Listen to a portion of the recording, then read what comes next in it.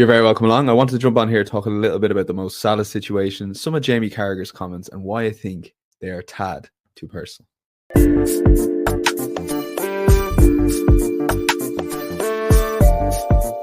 want to give a little bit of a background to the situation. Now, firstly, I know this isn't sports from an Irish perspective or anything like that, but sometimes a story just surpasses everything. And I wanted to come on here because I did briefly touch on it on Twitter and, got a few mentions. Let's just say that the tweet was put on mute fairly quick after that. But a bit of background to the situation very quickly. Then I'll give a little bit of Jamie Carragher's reaction and why personally I think he's gone a tad too far in some of his comments, but overall, I agree with his point. The background to the situation is Mo Salah put out a statement saying the club's thrown him under the bus, doesn't have a relationship with the manager. Firstly, way out of line, should never have done that.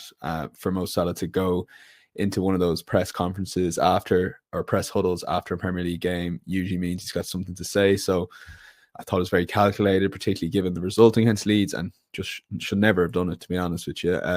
Personally, I think Arne Slot's dealt with it okay in the press conferences. I actually find him a very good communicator in press conferences, particularly last season when they were winning. I thought he spoke very well tactically about what was going on. And obviously this season, I think in some ways he is speaking well tactically, but for Liverpool fans, that's a frustration.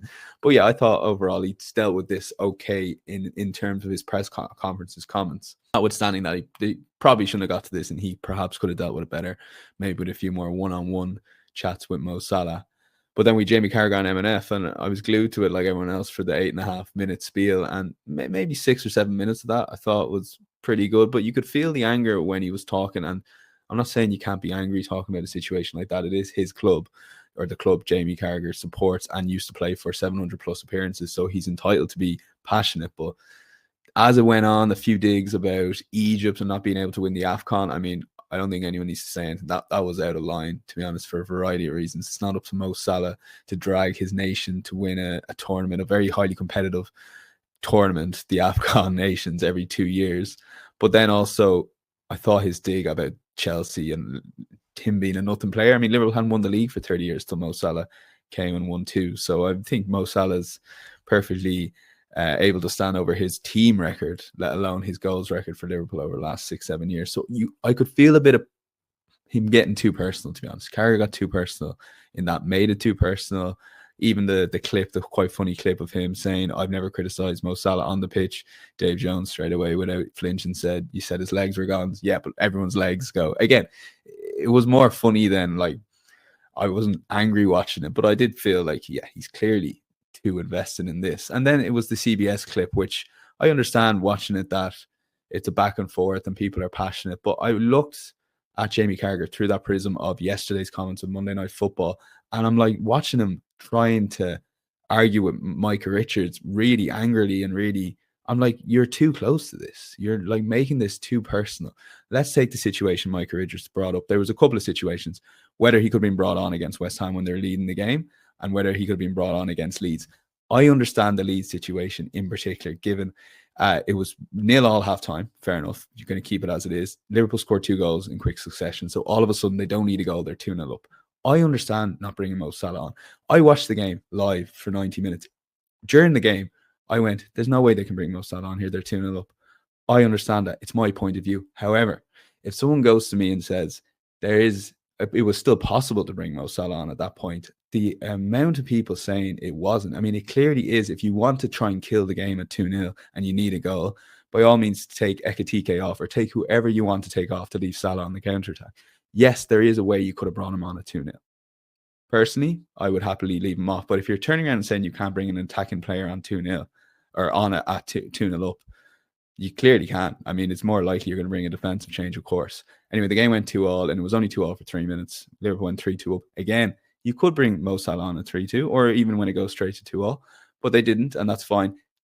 His big thing in his comment was, Mo Salah's not going to defend set pieces. Like, Liverpool conceded a 95th minute corner or whatever it was. So, like, let's be fair about this. Like, they weren't seeing out the game for a variety of reasons. It wasn't to do with Mo Salah coming on or off.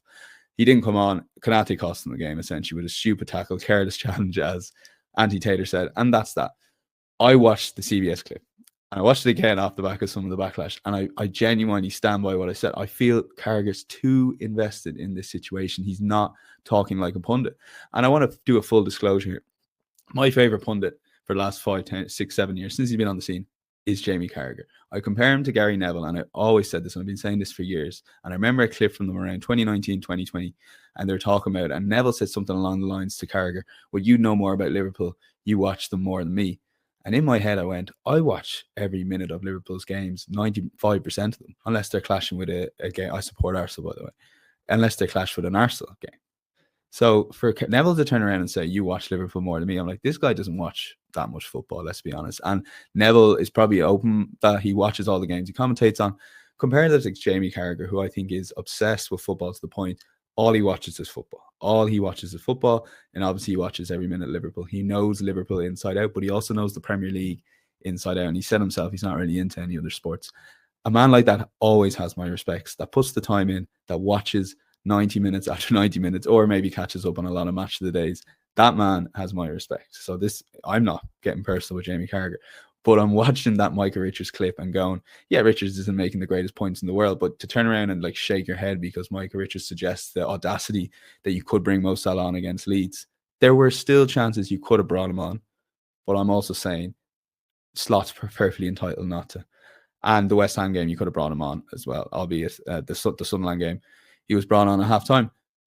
It could have been managed better internally in Liverpool. I'm sure of it. Like Slot and Mo Salah's relationship, there is a way of talking to Mo Salah. But also, I'm of the opinion too that sometimes you just can't control players like Salah. And if you're dropping him and not bringing him on in games or bringing him on 1 out of the 3 games, he's probably is going to throw his toys out of the pram. And look, it's been unacceptable what he's done. Has he played his last game for Liverpool? Probably, just given the uncertainty of the manager at the moment, and he'd probably lose out a bit of credibility if he brought him back. The AFCON's probably good timing in that sense. Gives him a few weeks to reflect.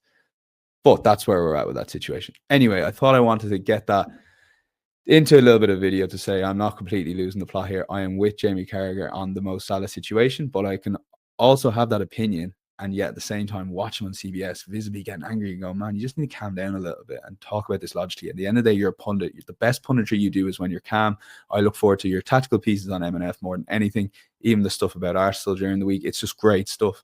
But then he gets personal, and I understand he's a fan as well.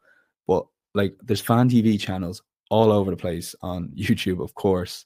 I can watch them whenever I want to. I want to watch Jamie Carragher give his analysis as respectively and as calm as possible. And you feel it is a tad personal with Mo Salah. So I will stand over those comments as well. Hopefully YouTube reactions are a little bit better than Twitter X. Like, it's nuanced. It's all nuanced stuff, lads. But leave comments, any issues with what I said there, or if you ultimately agree with what I'm saying. And if you'd like more videos of me just coming on here talking nonsense, subscribe completely for free. It takes 2 seconds and helps this video get out to a wider audience. Chat to you again.